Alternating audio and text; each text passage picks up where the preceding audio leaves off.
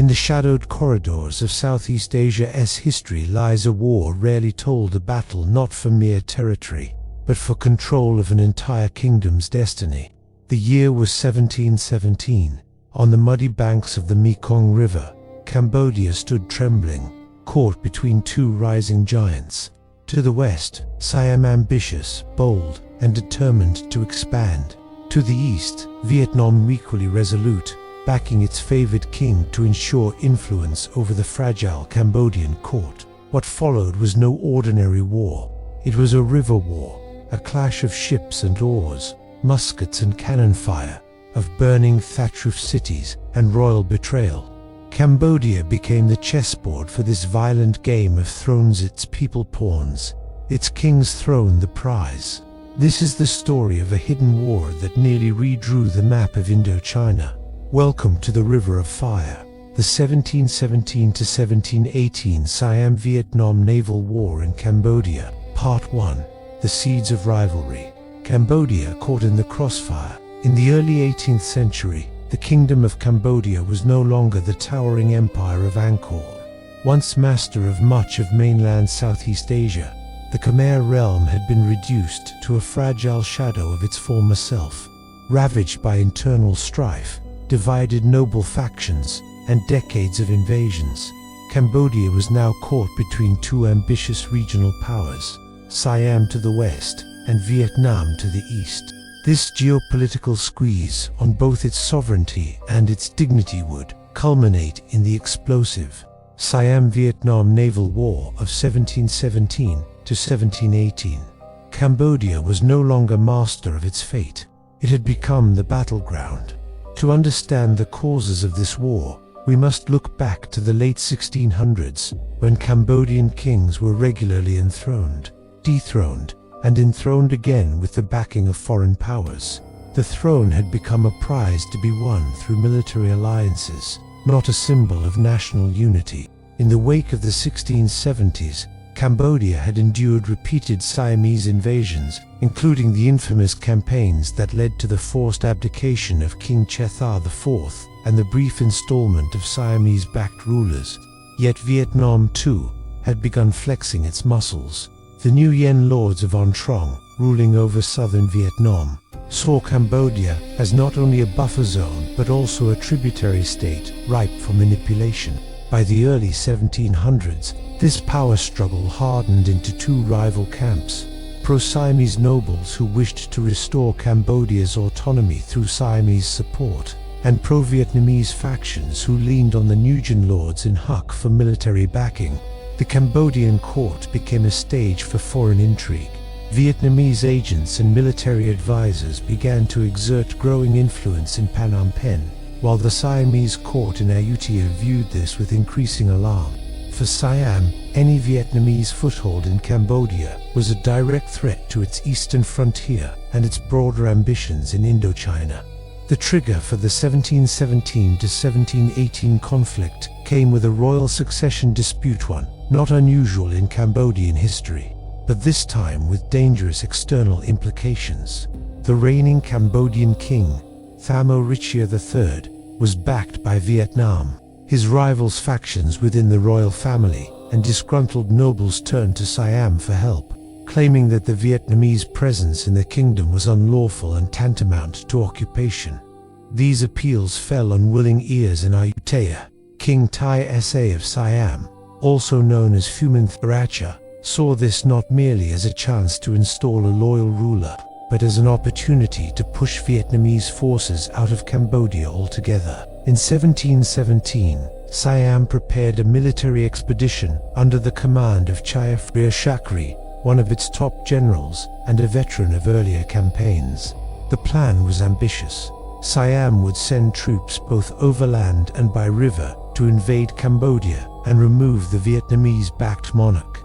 The core of the campaign would be a naval force navigating down the Mekong River, high-risk but potentially decisive strategy. Control of the Mekong meant control of Phnom Penh, and control of Phnom Penh meant control of the kingdom. The Siamese expedition set out in mid-1717. The fleet, composed of dozens of warboats, carried hundreds of troops and artillery. They advanced southward through Laos and entered the Cambodian Mekong, receiving local support from pro-Siamese factions along the way. At first, progress was swift. Towns along the river fell with little resistance. Pro-Siamese nobles staged uprisings in anticipation of Siamese arrival.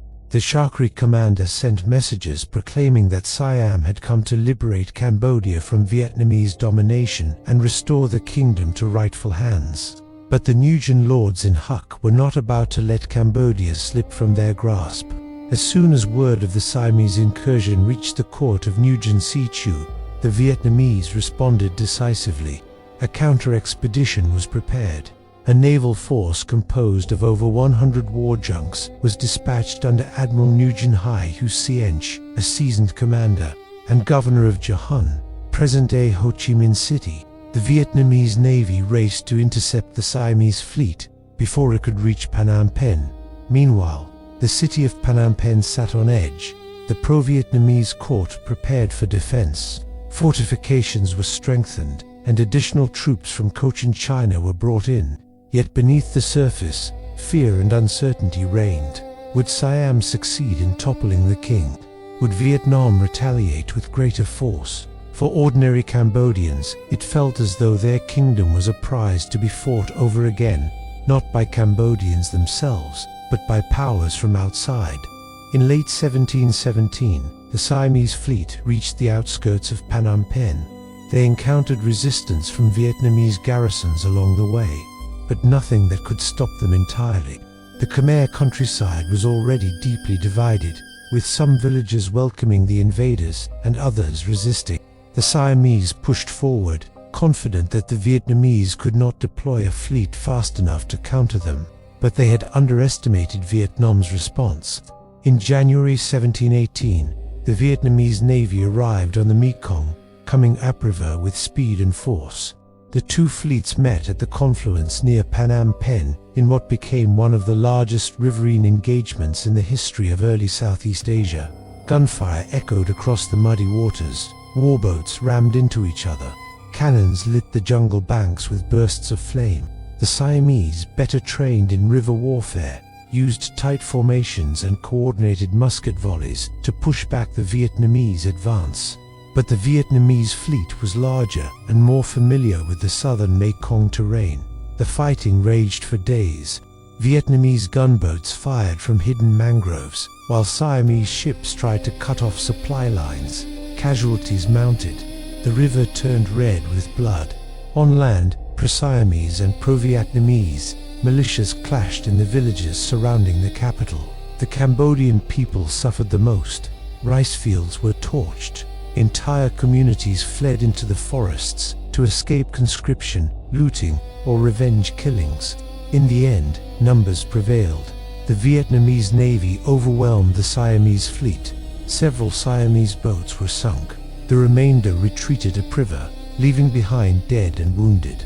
The Siamese commander, realizing that further advance would be suicidal, ordered a full withdrawal. The Cambodian court celebrated what it saw as a victory for King Thamarichia III and the Vietnamese alliance, but the damage had already been done. Cambodia was not saved, it was merely reoccupied. The 1717–1718 Siam-Vietnam War in Cambodia had ended, but the scars would linger. Thousands of Cambodians had died. The capital was again under foreign influence. Siam's dream of controlling Cambodia had failed this time, but the rivalry with Vietnam had only just begun. For Cambodia, the outcome was both relief and tragedy. Relief that the war was over, but tragedy that its future remained chained to foreign interests. The Mekong had become a river of fire, and its flames would rise again. Part 2. The Naval Siege of the Mekong. As the dry season of 1717 deepened, the political situation in Cambodia became increasingly untenable. While King Keo Pha, backed by Ayutthaya, tried to assert control from Longvek, his legitimacy was in constant question. His position as king rested more on Siamese bayonets than popular Khmer support. Meanwhile, in the east, Thamarichia III, the Vietnamese-backed ruler, was regrouping. Supported by a strong Vietnamese garrison, and protected by the natural defenses of the lower Mekong. The Cambodian people, trapped between two regional powers, bore the brunt of the power struggle, as Siamese troops occupied western and central regions and Vietnamese advisors entrenched themselves in the east. The Khmer heartland fractured into zones of influence. Families were torn apart, villages destroyed, and crops burned as both Siam and Vietnam launched military maneuvers designed not just to capture territory, but to crush the opposing factions' will to resist. At the same time, King Keo Pha was under pressure from the Ayutthaya court. His inability to win over the people and secure a lasting peace began to frustrate the Siamese court. Ayutthaya's war ministers demanded results. Determined to dislodge Vietnamese forces and end Thamo Richia's claim once and for all, Siam planned a decisive campaign, one that would change the region's history, a naval assault down the Mekong. Ayutthaya's strategy was unprecedented. Rather than continuing to push overland from Battambang or Longvec, they would build a flotilla of warships to enter Cambodian waters via the Gulf of Siam. Their goal: strike directly at prey modern-day Saigon and sever Vietnam's ability to supply troops in Cambodia. Siam also intended to push up the Mekong, recapture eastern provinces, and install Keo Pha as unchallenged ruler. The scale of this operation was enormous. In late 1717, Ayutthaya launched a massive fleet of over 100 warships, including 70 large river galleys and dozens of smaller transport vessels. Commanded by Freya Chakri, a seasoned noble and naval strategist, the expeditionary force carried thousands of soldiers and marines, many battle-hardened from previous Cambodian campaigns. The fleet sailed east along the Gulf of Siam, heading for the mouth of the Mekong Delta. News of the Siamese fleet's departure spread rapidly. Vietnamese agents in Ayutthaya and local informants along the Cambodian coast relayed warnings to the Nguyen lords in Huc. Alarmed, the Vietnamese court ordered General Ton Thong Zien and Admiral Nguyen Csu Van to prepare for immediate defense. These men had decades of experience defending the south and understood the terrain of the Mekong's deltaic labyrinth better than any foreigner. By early December 1717, the Siamese fleet reached the mouth of the Mekong River and began pushing inland. Progress was slow. The waterways twisted like veins through a swampy, fragmented delta, dense with mangroves, sandbars, and narrow channels. The local Vietnamese population had long adapted to these aquatic environments, but for Siamese sailors, navigation was a nightmare. Insects swarmed, disease spread rapidly among the troops, and freshwater supplies ran low. But the fleet pressed on, determined to strike at Pranoka, the city. Once a sleepy fishing port, had become a major outpost of Vietnamese power in southern Cambodia. Here, the Nguyen lords had stationed both military personnel and administrators, cementing Vietnamese influence over the lower Mekong. Siam believed that capturing the city would cause the collapse of Vietnamese control. As the Siamese fleet advanced, Vietnamese commanders prepared a brutal welcome.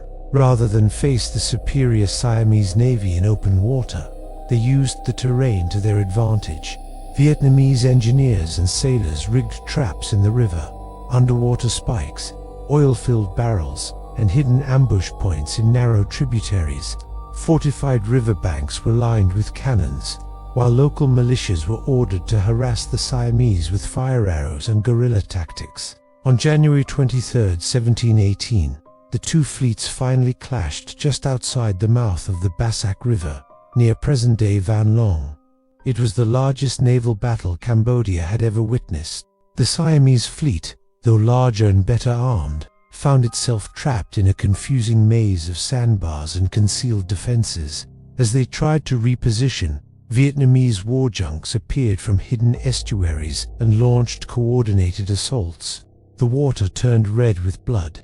Cannon smoke darkened the humid skies as Siamese ships exploded in fireballs or were scuttled in shallow waters.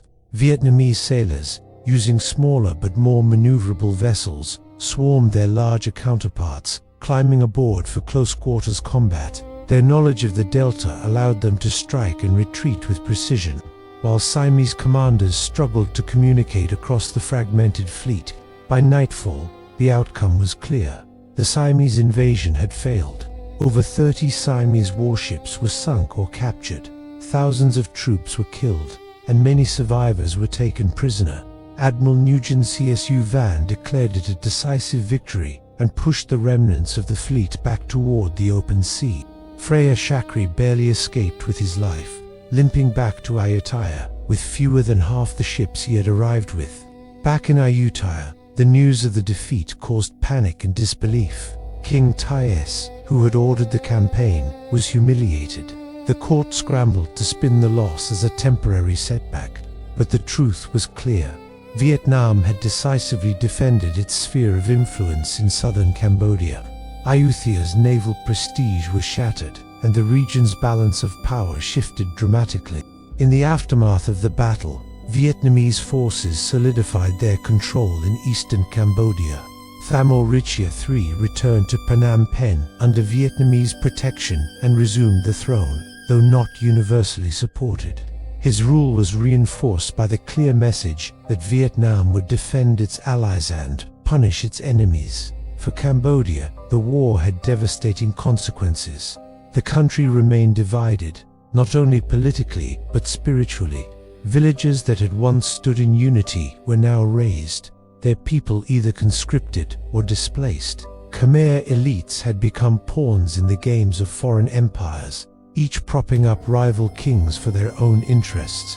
The Siamese failure also marked a turning point in Cambodia's relations with its two neighbors.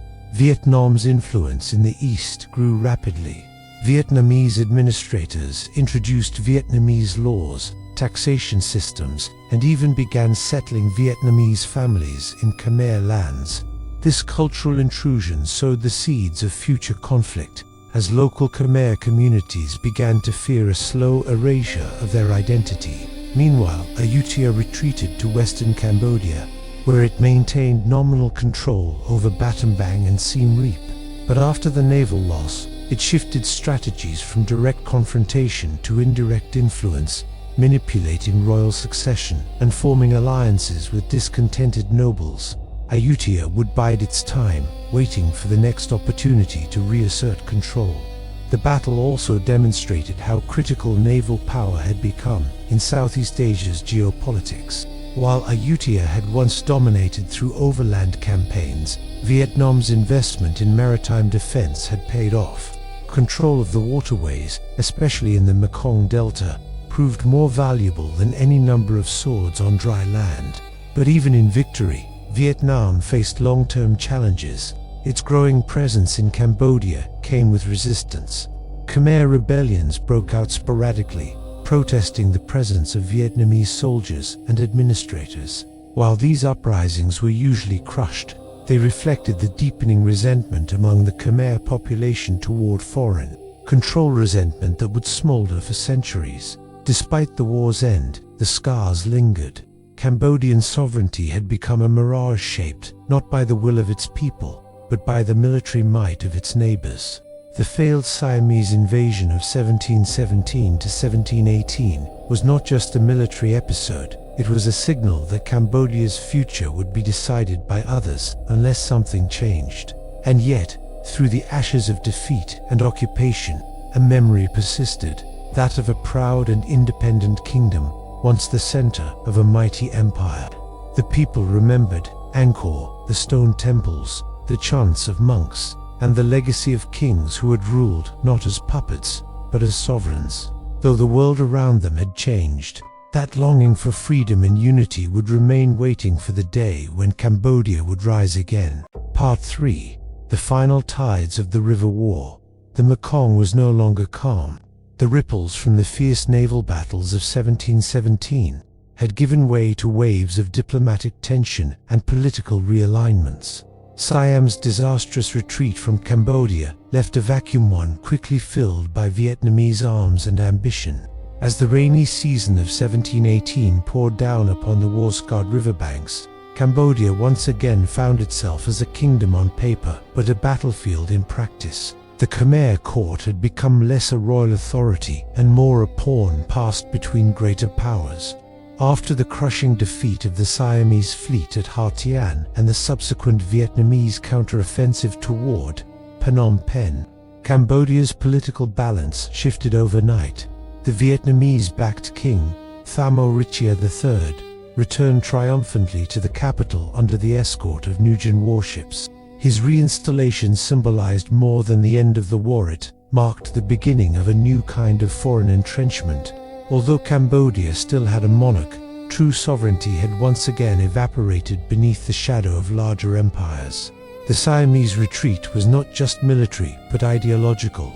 King Thaisa, newly crowned in Ayutthaya in 1716, had sent forces to install a pro-Siamese puppet king in Phnom Penh in an effort to reverse Vietnam's growing influence. But in doing so, he underestimated Vietnam's capacity for mobilization, particularly through its formidable naval command in the Gulf of Siam.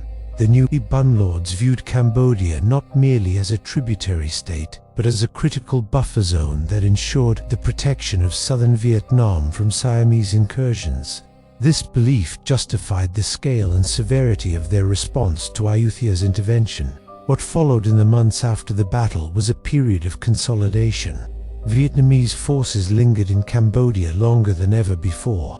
Forts were constructed near key waterways, taxes collected in Vietnamese currency, and new trade routes opened toward Cochinchina's ports. While the Khmer king was restored, his reign was subject to Vietnamese advisors and court envoys, with many internal decisions having to pass through foreign oversight. The Cambodian populace, exhausted from generations of civil wars and foreign occupations, was caught in a web of fear and adaptation. In the countryside, villagers whispered of a lost Cambodia, one where Khmer kings once commanded empires from Angkor. Now, their rulers bowed to outsiders, first from the west, now from the east. In temples and pagodas, monks continued to record the changes line after line in Pali and Khmer chronicling another shift in overlords. Meanwhile, Siam, licking its wounds from defeat, retreated into introspection. Thai SAS naval embarrassment had not only weakened Ayutthaya's influence in Cambodia, but also exposed logistical weaknesses in Siam's maritime strategy. The kingdom began investing in rebuilding its fleet, improving the training of ship crews, and developing deeper diplomatic ties with inland Lancang and Lana kingdoms, areas less vulnerable to Vietnamese naval strength. It was a silent acknowledgement that Ayutthaya would have to bide its time before daring another campaign in Cambodia. The Nguyen lords, emboldened by their victory, solidified their regional influence. MC Theon T, the young military commander from Ha Tien, gained prestige at the Vietnamese court. His defense of Ha Tien and role in the Khmer theater of war elevated him to one of the most promising leaders in southern Vietnam. Under his eventual rule in the decades that followed, Ha Tien would flourish into a regional center of Vietnamese expansion and cultural mixing, its legacy born from the river of fire that scorched Cambodia in 1717. Yet all victories come with a price. While Vietnam succeeded in driving out the Siamese, their prolonged presence stirred resentment among segments of the Khmer nobility. The Khmer court may have been saved from Siamese control, but it became fractured by internal divisions. Some nobles favored continued allegiance to Vietnam for protection, while others saw the opportunity to realign with Ayutthaya when the time was right. A quiet resistance grew in the shadows, waiting for an opportune moment to rise again. Internationally, the events of 1717 to 1718 echoed louder than expected. Traders from Macau, Malacca, and even British East India Company outposts took note of the naval confrontation. Though the war was localized, it revealed the strategic importance of the Mekong Delta, Phnom Penh, and Ha Tien as commercial arteries. Foreign merchants adjusted their allegiances, wary of siding too strongly with either Siam or Vietnam. Knowing that Cambodia was no longer just a tributary state was a trigger point in the balance of Southeast Asian power. In the eyes of many Khmer scholars, This period signaled the final unraveling of any meaningful Khmer autonomy, while Cambodia would experience fleeting revivals and nominal sovereignty in the decades that followed. The River War of 1717-1718 underscored a devastating truth. The kingdom was no longer the master of its fate. Foreign kings, whether in Ayutthaya or Huknau, decided the future of the land of Angkor. As the years passed, Cambodian villagers continued to refer to the Mekong as the River of Fire, not because of the literal flames of war, though some elders still remembered ships burning and the roar of cannons, but because of the eternal burning away of Khmer independence. For every ship that sailed its waters, it seemed, another piece of Cambodia was handed away to powers beyond. Ironically, the war's most tragic consequence was not the battle itself, but the silence that followed. Neither Ayutthaya nor Vietnam would speak openly of their roles in Cambodia's suffering. Cambodian kings, pressured to remain neutral, found themselves trapped in a position of ceremonial rule figureheads for kingdoms that no longer listened to their voices. The once great empire of Angkor had become a buffer state, passed between stronger empires like a chess piece on a board neither side would allow to fall into enemy hands. And so, the River War ended not with a treaty, not with a parade or monument, but with a smothering of history. In Cambodian chronicles, the events were recorded with restraint, perhaps out of fear, perhaps out of exhaustion. In Siam and Vietnam, the war was viewed as just one move in a much larger contest for Southeast Asian supremacy. Yet for those who lived through it, for the fishermen whose boats were seized for war, for the monks whose monasteries were shelled, for the women who watched their sons conscripted into foreign armies, the River of Fire was a wound that never fully healed. Even today, the scars linger in memory and monuments. Fort ruins still lie buried beneath Cambodian soil. Vietnamese cultural footprints remain embedded in border regions, and Siamese influence, though repelled in 1718, would return again and again over the centuries, each time reshaping Cambodia's destiny. This war, like so many in Cambodia's long history, was not simply about land or kingship. It was about survival. It was about a small kingdom trying to exist between two devouring giants. It was about memory and what is left behind when nations fight, not for freedom, but for dominance. As we close this chapter in Southeast Asia's forgotten wars, we remember that history is not just written by the victors, it's borne by the survivors.